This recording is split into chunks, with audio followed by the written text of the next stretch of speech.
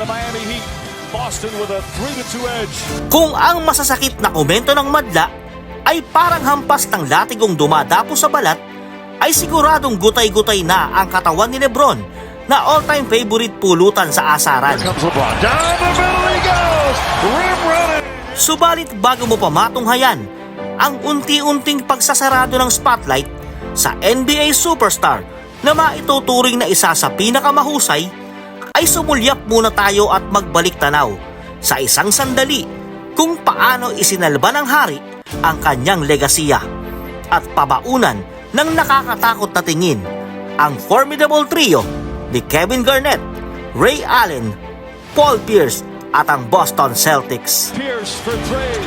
It's good. Paul Pierce from way downtown. Ang laro kung saan ay nasaksihan ng NBA kung paano magseryoso ang batang Akron ng Ohio at isadlak ang Boston sa matinding pagkabigo. Special passes as James hits another a 30-point first half. Matapos ang kontrobersyal na paglipat ni Lebron mula Cleveland papuntang Miami, ay mas lalong bumigat ang kanyang pasanin upang patunayan sa daigdig ng basketball na kaya niyang pagharian ang NBA at umupo sa tuktok ng tagumpay katulad ni Michael Jordan.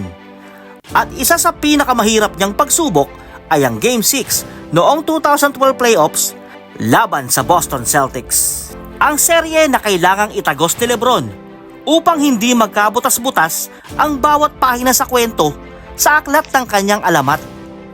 Subalit kahit nasa kanyang poder si Chris Bosh at Dwayne Wade ng mga panahong iyon, ay hindi ito masasabing landslide victory para sa Miami. Dahil ang kanilang makakarambulan sa playoffs ay ang Three Musketeers ng Boston Celtics na binabanderahan ng binansagang The Big Ticket at former NBA MVP na si Kevin Garnett, ang one of the most prolific shooter at 3-point specialist na si Ray Allen, at ang The Truth na nagpabilib kay Shaquille O'Neal sa impressive 42 points performance nito laban sa Lakers noong 2001 na si Paul Pierce. Samahan mo pa ng dynamic point guard sa katauhan ni Rajon Rondo. Mga tinik sa koronang gustong isuot ng hari para mas lalong patibayin ang tungtungan paakyat sa minimithing NBA stardom. Upang mas lalo nating maunawaan ang kwento, ay pira-pirasuhin natin ang bawat bahagi ng sagupaan papunta sa pinakamahalagang laro na magsasalba sa legasiya ni LBJ na halos nakataya pati ang pato. He's got 12 already. And the Heat have scored 10 in a row. Agaw buhay ang pag-asa ni Lebron noong 2012 playoff sa Game 6 laban sa Boston Celtics. Dahil sa 50-50, na tsansa niyang maitabla ang serye sa pagkakabaon sa 3-2 kartada, pabor sa koponan ni Paul Pierce. Sa mga sandaling ito, lahat ng kritiko ay nakatuon ang pansin sa Miami Heat superstar, sapagkat muli na naman siyang nasa alanganing sitwasyon para patunayan na kaya niyang bumuhat ng koponan, lalo pa at ang kanyang kaharap ngayon na Boston Celtics ay ang parehong team na lumapastangan sa kanyang dating kasangga na Cleveland Cavaliers. 8 taon ng uhaw at tigang si Lebron para makalagok ng kauna-unahang kampyonato, at kung hindi pa rin niya ito maisasakatuparan sa kanyang paglipat sa South Beach, ay siguradong malulunod ang superstar sa mga masasamang komento na magpapalubog sa kanyang basketball legacy. Kaya't ang Game 6 laban sa Celtics ay must-win ball game para sa hari at subukang itabla ang serye sa 3-3 upang hindi siya makrucified ng mga fans at kilalanin bilang the guy who couldn't show up when it mattered the most. Papasok sa TD Garden noong June 7, 2012, damang-dama ni LBJ ang pamilyar na pakiramdam na ibinigay sa kanya ng basketball court na ito. Dahil Game 7 noong 2008 ay dito binalian ng sanga ng Boston Celtics ang manipis na tangkay ng pagkakataon para marating ni Lebron at ng Cleveland Cavaliers ang Eastern Conference Finals sa tulong ng kanilang Big Three na si Garnett, Pierce at Allen, na hindi naglaon ay tinanghal na NBA champions makalipas ang 13 days mula nang kastiguhin ang Cleveland Cavaliers. Kaya't ang bawat patak ng pawis na dumadaloy sa katawan ni King James ay parang gasolinang bubuhay ng apoy sa nag-aalab na damdamin ni Lebron upang sunugin at bawian ang Boston. Naniniwala naman ang 2004 MVP na si Kevin Garnett na noon pa man ay winasak na nila si LeBron. We broke LeBron. In Game 5. So get your ass out of here with that. At sinabi sa isang podcast na hindi naman si LBJ ang pangunahing dahilan kaya't bumuo ang Boston Celtics ng matibay na trio. At ang dahilan nito ay upang tapatan ang isa pang powerhouse team na may sariling version ng Big Three sa koponan ng San Antonio Spurs. Sa Game 1 pa lang ay wala nang gustong magpatalo sa dalawang super team. Trastukan malala sa pagitan ni LeBron at Kevin Garnett ang natunghayan ng mga basketball fans sa laban na tila gustong ibasura ang isa't isa. Mainit ang naging simula ng Miami Heat ng pangunahan ni LBJ ng isang salaksak at dugtungan ito ng another basket mula kay Dwayne Wade. Dahil na rin sa pagkakalat ng Boston sa kanilang mga turnovers at sa 5 minutes and 13 seconds ng laro sa unang kanto ay isang magandang pasa mula kay Mario Chalmers ang sinapon ni LeBron sa ere at isinalampak sa loob ng ring na lalong nagpadagundong sa court ng Miami. James, tough catch. Backs it in. Parang hagupit ng bagyong Yolanda ang pananalasa ni LeBron sa first quarter laban sa Boston. At pagtungtong ng third quarter, ang point guard na si Rajon Rondo ay sinubukang linlangin ang depensa ng Miami Heat upang dumikit sa laro.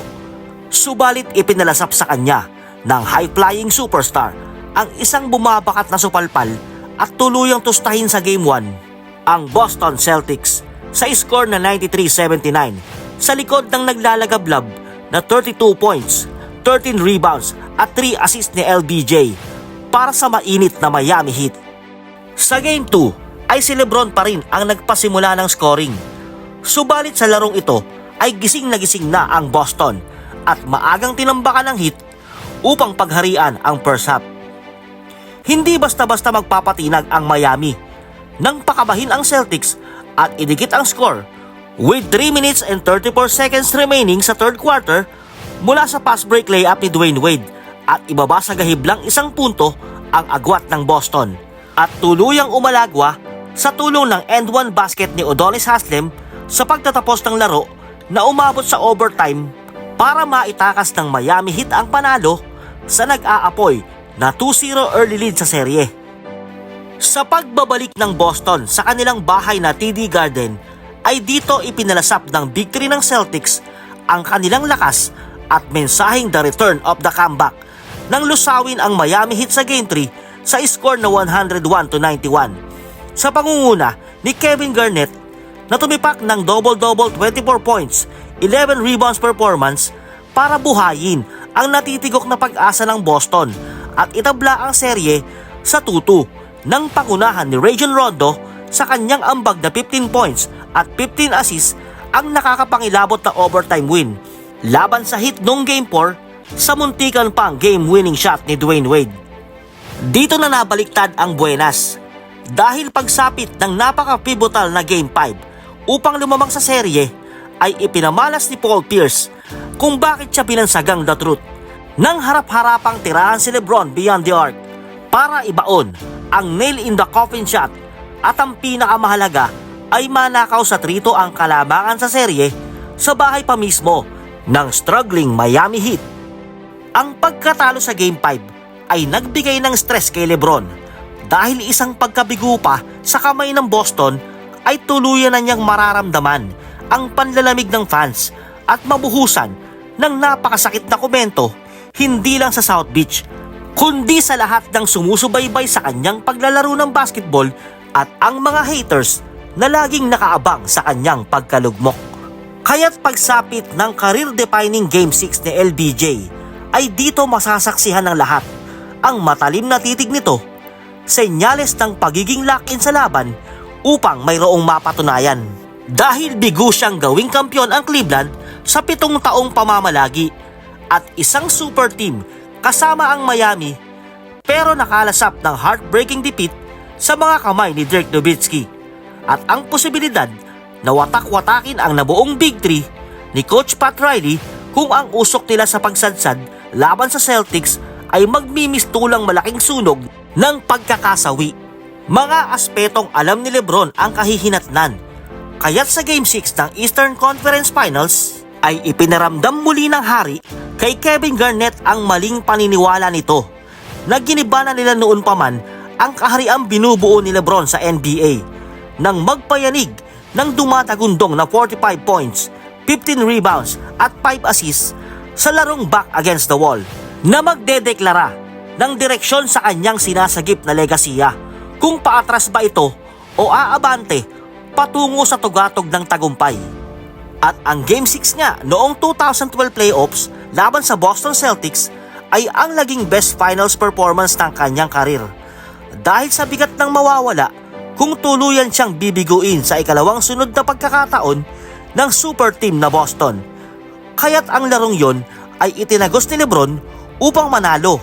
Ang larong sumagip ng kanyang legacy, nakukumpleto sa bawat pahina ng kanyang Book of Greatness.